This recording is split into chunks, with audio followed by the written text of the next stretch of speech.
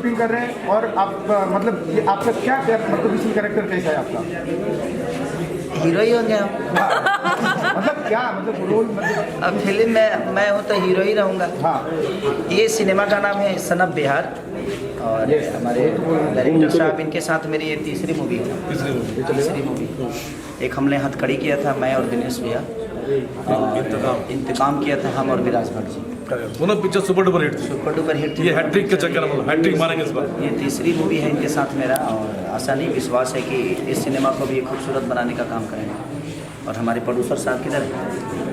ये रहे कैप्टन साहब, इनका एक चैनल भी है कैप्टन ऋषि मूवी भोजपुरी की चैनल भी है। तो और हमारी मनी भट्टाचार्य जी के साथ मेरी दूसरी मूवी है कि दूसरी तो इनके साथ मेरी दूसरी, इनका शुरुआत मेरे साथ ही हुआ था जिला चंपारण में हम लोग।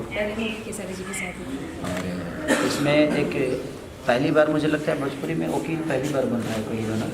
पहली बार आई थिंक एडवोकेट, हाँ शायद पहली बार, शायद हीरो पहली बार कोई बन रहा है। मैं इसमें वकील के किरदार में हूँ कि सिर्फ हम हीरो किसी को मार के हीरो नहीं बन सकते।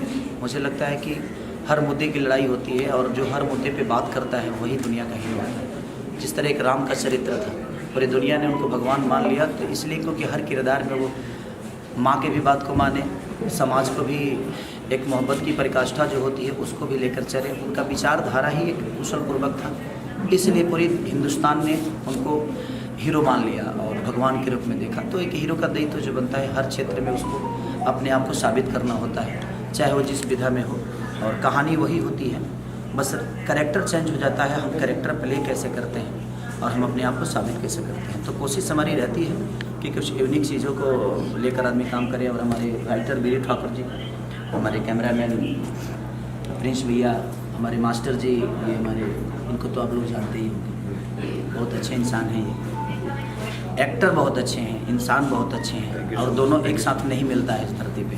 कोई एक्टर अच्छा होता है तो इंसान बुरा होता है, और इंसान अच्छा होता है तो एक्टर अच्छा नहीं होता है। और दोनों चीज़ें एक साथ इनके साथ हैं, हमारे याज खान जी के साथ। और मैंने कम से कम 15-20 मूवी भाई के साथ किया है और सब अच्छा मूवी किया है। तो सबके लिए मेरी तरफ से बेस्ट ऑफ लक। और इस सिनेमा का नाम है सन ऑफ बिहार, जहाँ से मैं बिलोंग करता हूँ, जहाँ का बेटा हूँ, जिस धरती ने मुझे पैदा किया, जिस धरती ने मुझे बड़ा किया, जिस धरती ने मुझे पहचान दी, जिस भाषा ने मुझे आज इस लेवल पे खड़ा कर दिया कि मैं आप सबके सामने कुछ बोल पा रहा हूँ। तो ये कहीं ना कहीं हमारी भोजपुरी भाषा का देन है। आगे कोई सवाल? सर सन ऑफ बिहार, तो इसमें सन ऑफ बिहार कौन है? सन ऑफ बिहार मैं नहीं, सन ऑफ बिहार एक कहानी है, बिहार की समस्या है, बिहार की जो प्रेरणा है वो है।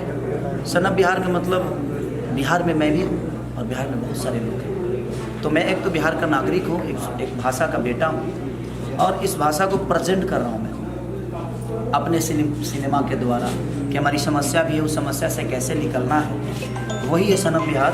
क्योंकि बिहार में बहुत सारे कीर्तिमान हैं जो कि लोगों तक पता नहीं है, सिर्फ किताबों में है, लेकिन हमें जागरूक करना है उस चीज़ों को, ताकि दुनिया को बताएं कि हम ऐतिहासिक धरती के पुत्र हैं। तो कोशिश हमारी यही है, और इसीलिए हमने इस सिनेमा का नाम सन ऑफ बिहार रखा। क्या खास तैयारी की है? फर्स्ट टाइम आप वकील के रोल में आ रहे हैं।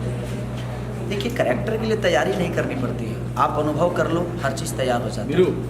और एक कैरेक्टर जो होता है वो कहीं ना कहीं आप महसूस करते हैं। जैसे हम रिलेशन के लिए कुछ तैयारी नहीं करते हैं, वो हमें महसूस करा देता है कि ये मेरी माँ है, ये मेरे पिता है, ये मेरा भाई है, ये मेरे फूफा है, ये मेरे बुआ है।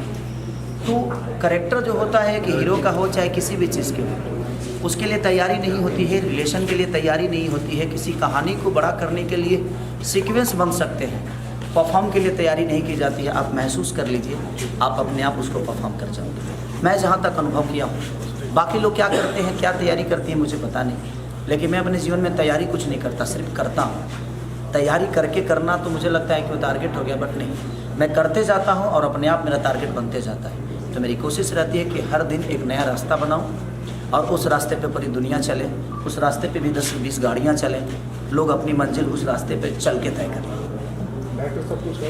जरूर।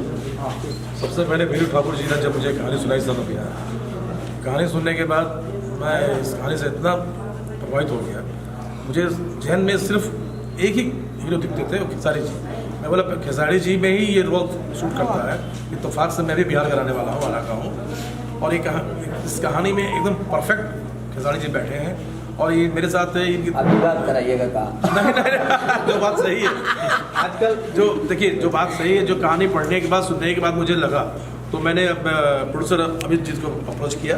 अमित गुप्ता जी रेडी हो गए बनाने के लिए। कहा खेसारी जी को लेके फिल्म करते हैं हम लोग हैं, ये बहुत अच्छी सब्जेक्ट है, एक नया सब्जेक्ट है और एकदम सटीक बैठता है।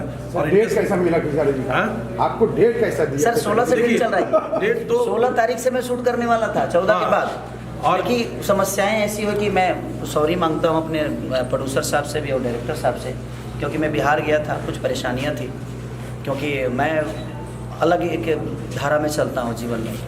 तो मेरे पे एक चेक बाउंस का केस था, तो उसका बेल कराना मुझे, और मैं कोर्ट का बहुत सम्मान करता हूँ, इसलिए मैं अपने पावर से लोग अब बेल ले लेते हैं। बट मुझे लगता है कि नहीं, समाज में हर चीज़ बना है तो उसका नियम का पालन जब हम ही नहीं करेंगे तो ये समाज कैसे करेगी।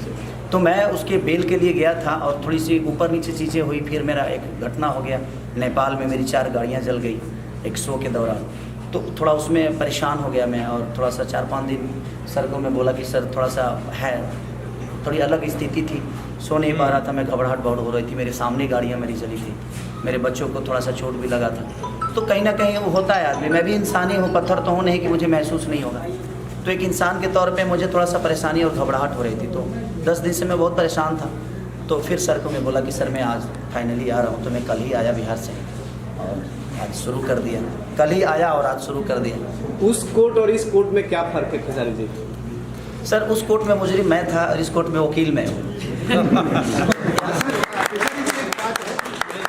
नेपाल का जो घटना हुआ था ना, तो दिनेश जी आपको बहुत ये किया, दिनेश जी से मैं बात भी किया था, दिनेश जी आपका सपोर्ट में आए थे एकदम से और बोले कि उनके साथ जो ये हुआ, तो उसके बाद आपका एक रिएक्शन जानना चाहता था हम लोग। सर जब अभिनंदन को पाकिस्तान में पकड़ लिया गया था तो पूरी देश अभिनंदन के साथ थी, लेकिन मेरे साथ जब घटना हुआ तो भोजपुरी इंडस्ट्री का एक आदमी खड़ा नहीं है। हो सकता है जो लोग प्रोफेशनली मुझे दुश्मन तो मानते ही हैं, अपने पर्सनल लेवल पे भी लोग मुझे दुश्मन मानते हैं। अब क्या मानते हैं मुझे पता नहीं। कुछ लोग ने मुझे कॉल किया था, जिससे दिनेश भैया का पहला कॉल आया था इस घटना के बाद। जब उनको पता चली तो 3 बजे सुबह में, जब मैं नेपाल से लौट रहा था, 12-1 बजे मैं लौटा वहाँ से, और जैसे इंडिया में इन किया तो दिनेश भैया का 3 बजे सुबह में कॉल आया मुझे कि बाबू कैसे हुआ, ठीक तो होना, आपको कुछ नहीं हुआ?